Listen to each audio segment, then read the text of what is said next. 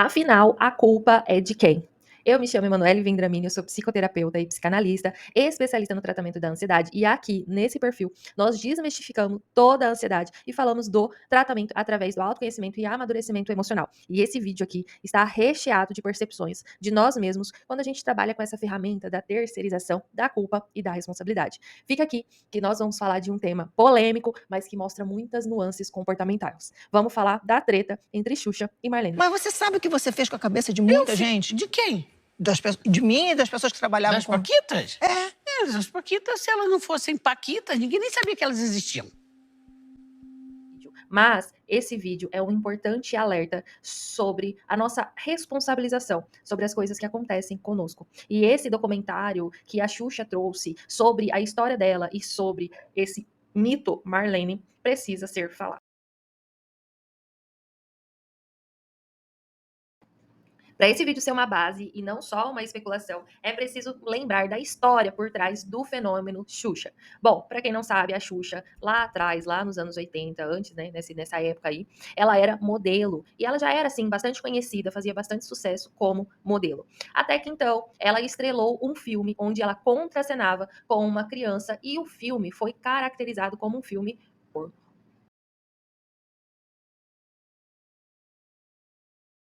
Com a explosão do filme Amor Estranho Amor, o nome da Xuxa se torna ainda maior e ela é convidada para fazer o Clube da Criança na Manchete.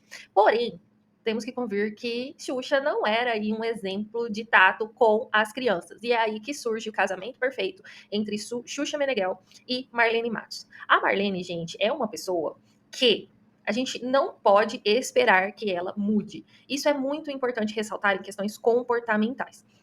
De todos os fragmentos, de tudo o que eu vi, a Marlene é muita honesta em seu pensar. Eu acertei muito mais do que errei. Sabe, eu sou exigente? Sou. Chega a ser cruel? Sou. Mas, olha, eu sei fazer as coisas. Quando eu me proponho, eu sei fazer as coisas. Consequentemente, não importa quantas pessoas acreditam que ela está errada. Para ela tá certa, ela fez o certo, ela agiu certo e nada vai fazer com que ela pense diferente. É muito importante ressaltar que um defeito só é defeito quando a gente compreende que está errado. Caso não, se torna uma característica.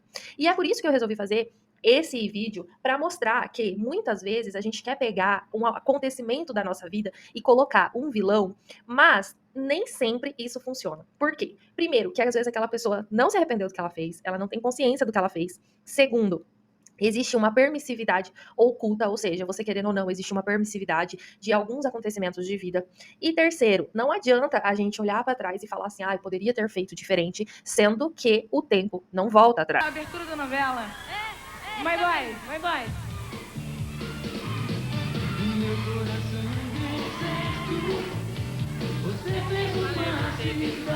Mas ela falou mar de rosas, ela acertou. 4 para as meninas, 3 para os meninos. Tem mais um tempinho? Tá tão divertido isso. Vamos lá. A palavra agora é estava. Ih, gordinha. Tava só no meu cantinho, vivendo feliz da vida. Quando investigamos aí a história da Xuxa, vemos relato onde ela mesma falava que ela não tinha o menor tato com criança e que ela estava disposta a aprender e a fazer aquilo que fosse proposto. E verdade seja dita, gente, a gente acha muito desses vídeos da Xuxa dando uns mós pra fora aí, que pra época até que era aceitável, mas hoje, quando a gente vai ver, a gente percebe que faltava um pouquinho de noção. Para os anos 80, a Xuxa era o verdadeiro estereótipo daquilo que era bonito. Loira, bonitinha, olhos claros, corpinho todo no lugar. Então é óbvio que ela se tornaria um ícone. Mas para isso, ela precisou ser moldada. O fato é que a Xuxa estava muito disposta a aprender. E ela então fala para Marlene Matos que ela está disposta sim a seguir todas as orientações da Marlene. E é aí que começa todo o processo. Por 19 anos, as duas tiveram um casamento perfeito. Perfeito porque, gente, não vai existir ninguém no mundo que vai atingir o que a Xuxa conseguiu atingir. E eu acho que a Marlene nem por, sei lá, ela não vai conseguir achar outra Xuxa pra fazer o que ela fez. A Xuxa literalmente viveu tudo aquilo pra chegar onde chegou. Mas é claro que tudo isso cobra-se um preço. Sabe, o mundo não é isso que você quer que seja. Você, uma marionete na minha mão, e eu usava você para fazer outras pessoas de marionete.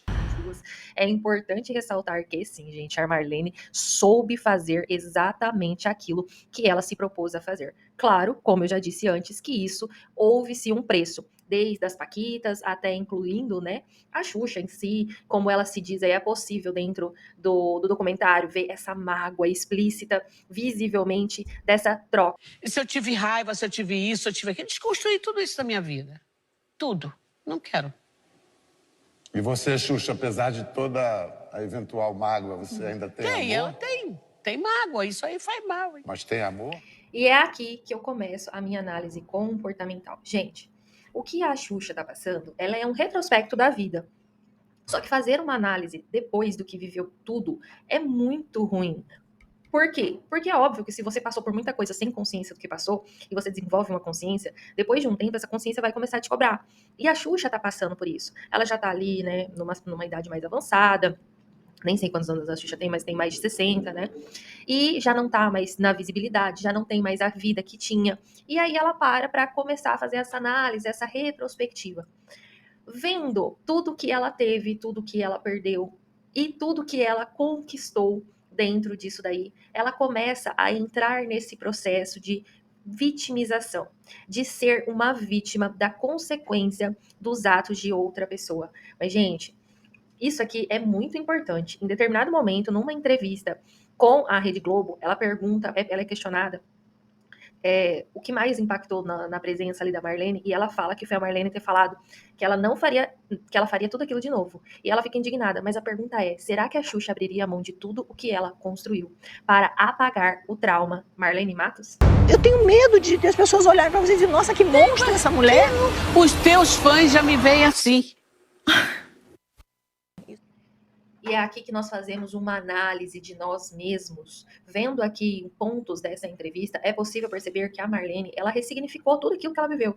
E ela tem muita consciência da responsabilidade da vida dela. Ela tem essa consciência de eu fiz o que precisava ser feito. Ela tem ali a participação de culpa dela, ela tem o erro dela, se ela reconhece ou não, mas ela tem dentro de si essa questão de olhar para isso de uma maneira ressignificada. Eu precisava de um resultado e eu fiz tudo o que precisava para chegar nesse resultado. Então é muito difícil alguém colocar a Marlene nesse ponto onde ela é uma vilã, porque tá tudo muito bem expresso ali na cabeça dela. Então, você fazendo uma análise, você consegue perceber que ela se resolveu muito bem. Ela entendeu muito bem tudo aquilo que ela passou. Já com a Xuxa, é outros 500. É visível perceber que a Xuxa pega os traumas que ela viveu lá atrás, do abuso, de todas as polêmicas e tudo mais, dessa questão dela ter aberto mão da vida pessoal para viver o fenômeno Xuxa e culpa alguém. Mas é preciso, gente, trazer essa parcela de responsabilidade para nossa vida das coisas que acontecem. Porque assim, ela reclama que a Marlene fazia as meninas pintar o cabelo, mas ela estava ali o tempo todo. Será que ela não percebeu ou se ela não quis perceber? Ela reclama da forma como as meninas eram tratadas, mas ela estava ali o tempo todo. Ela também tem, seja uma parcela ali, nem que seja pela omissão. Será que ela podia ter feito algo? Ela fez algo? A verdade é que esse casamento aí, né, de tóxico, durou 19 anos. E desde que as duas se separaram, a Xuxa não é mais o fenômeno que ela é. Então, será mesmo que isso aí foi tão ruim? Ou é só porque a Xuxa tá passando por esse processo de olhar para trás e ver aquilo que ela não conquistou, ela precisa culpar alguém? E aqui a gente precisa fazer toda uma entrevista, toda uma análise, né, dessa entrevista com a TV Globo, que está à disposição aí no YouTube, gente, vocês podem visualizar. Não vou colocar aqui, porque senão o algoritmo derruba o vídeo, por causa, né, até de direitos autorais. Mas ela tem nuances onde ela intercala momentos de muito orgulho com a história, onde momentos de muita dor. Então, em determinado momento, ela traz isso. A Marlene não se arrepende. Em outro momento, ela fala, eu cheguei onde eu cheguei. Ela tem essa posse. Então, a gente tem que entender a responsabilidade de certas situações da nossa vida. Aqui existiu uma conivência. Um dar e receber muito conveniente para ambos os lados. Um dar e receber muito conveniente para tudo que as duas estavam buscando. E na hora que elas estavam executando, elas nem estavam pensando nas consequências. E só então, depois de anos, é que é feita essa análise e aí é tentado trazer essa culpabilização do outro. Gente, é importantíssimo ressaltar que nós temos que olhar para as nossas dores, nós temos que olhar para as nossas vivências, e por mais que a gente não entenda, olhar para isso e falar assim, qual é a minha participação nisso tudo? Porque senão é muito difícil a gente ressignificar. É muito difícil. E de destilar este veneno para uma pessoa que nem sequer está se importando com a tua opinião, como a Xuxa faz aqui o tempo todo, com a Marlene, onde a Xuxa emana essa mágoa e a Marlene tá ali muito bem resolvida, é você gerar um veneno que é pro outro sair machucado, mas a única que toma esse veneno é você mesmo. Então é muito mais fácil olhar para isso e entender qual é a nossa coparticipação de tudo, nossa responsabilidade de tudo, o que dá, o que não dá para perdoar, o que dá, o que não dá para ressignificar e seguir em frente, do que virar um ruminante emocional, colocando a culpa das nossas escolhas no outro e no final sequer honrar com as próprias decisões. A minha irmã, que mora lá na Espanha, ela ia vir agora, em fevereiro, pro Brasil, para passar o aniversário comigo de 60 anos. Só que ela era bolsominion, roxa, com bolinhas amarelas. E me mandava um monte de coisa. Eu, para, Mara, vou te bloquear, para, eu não tô aguentando isso, não sei o que. E ela, bloqueei ela. E eu trago aqui, para finalizar a contextualização desse vídeo, um outro momento onde a Xuxa age sem tomar análise das consequências das suas ações.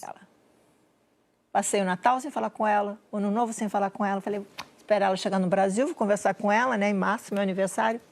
E ela morreu em janeiro. Não sei nem se a palavra seria arrependimento só, sabe? Tem uma mistura de várias coisas ali. Eu me culpo muito por botar pessoas na frente, eu dei um valor que eu não deveria. Eu não valorizei o que é ter uma irmã do lado, torcendo por você. Dei mais valor a essa desgraça toda que separou o Brasil aqui, sabe? E me ferrei. E não adianta culpar os outros pelas nossas escolhas de vida, porque vai chegar uma hora que a nossa consciência vai tomar um preço, vai cobrar esse preço, e aí só vai restar nós, com nós mesmos, para analisarmos o que tá certo, o que tá errado, o que vale a pena e o que não vale a pena. Então, nada mais importante na nossa vida para tirar a carga que a gente traz. Onde? Qual é a minha participação? Será que eu fui omissa? Será que eu fui conivente? Será que eu fui tão buscando aquilo que eu não olhei para as consequências? E é isso. Fica aqui a minha análise de quem é a culpa entre Xuxa e a Marlene para trazer aí essa contextualização da necessidade de nós arcarmos com a responsabilidade sobre os nossos próprios atos. E Marlene, eu tava preparada já para os esporros. Eu já fui preparada sabendo. Todo mundo morria de medo dela, bro. Mas eu, por incrível que pareça, como eu já tava preparada para o esporro, para as coisas que, né, tipo, ela vai exigir, né, aquela coisa bem Já foi treinada. exigente. E aí eu aprendi a gostar da Marlene, entender às vezes também quando ela me dava os esporros, mas eu aprendi muito em relação à disciplina. E só para finalizar dessa vez a sério, eu volto aqui com essa passagem que eu tinha ficado perdida aqui na hora da edição, para mostrar que as pessoas têm na nossa vida o peso que nós queremos que ela tenha. E a gente vai poder olhar para isso como um aprendizado ou como uma ferramenta de dor pro resto da vida. E aí, você vai continuar bebendo o veneno que você destila ao outro? Agora é sério. Tchau!